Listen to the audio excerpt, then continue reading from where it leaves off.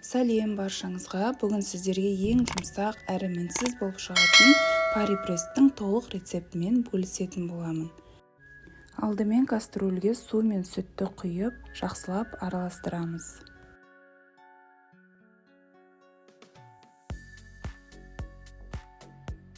Үстіне шым-шым тұз және аздап қант саламыз.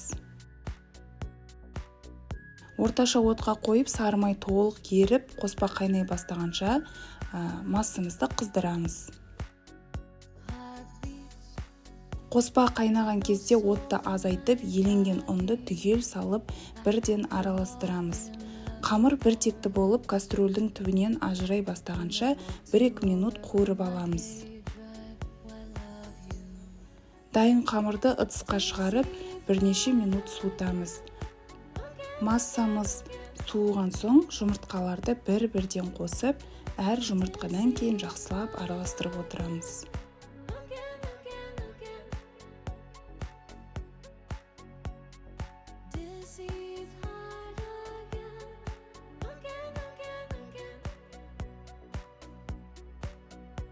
Қамырымыз қою, бірақ кондитерлік мешоктан оңай шығатын масса болуы керек.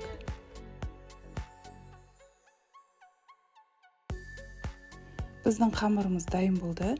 Өздеріңізге керекті насадканы қолданып, осылай кондитерский мешокқа қамырымызды орналастырамыз.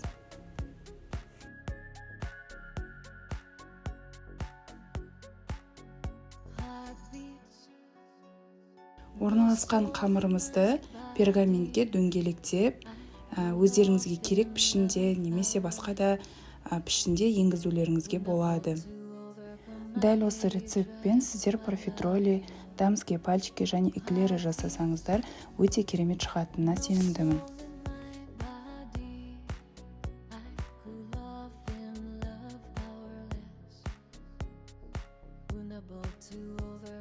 Пергаментке төселген тестімізді 180 градуста 25-30 минуттай пісіреміз.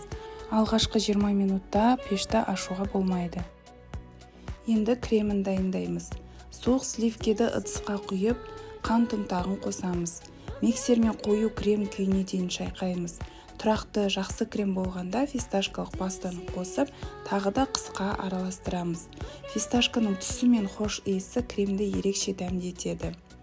Піскен пари-престі толық суытып аламыз. Содан кейін кондитерлік қалта арқылы ішіне фисташкалы кремді толтырамыз.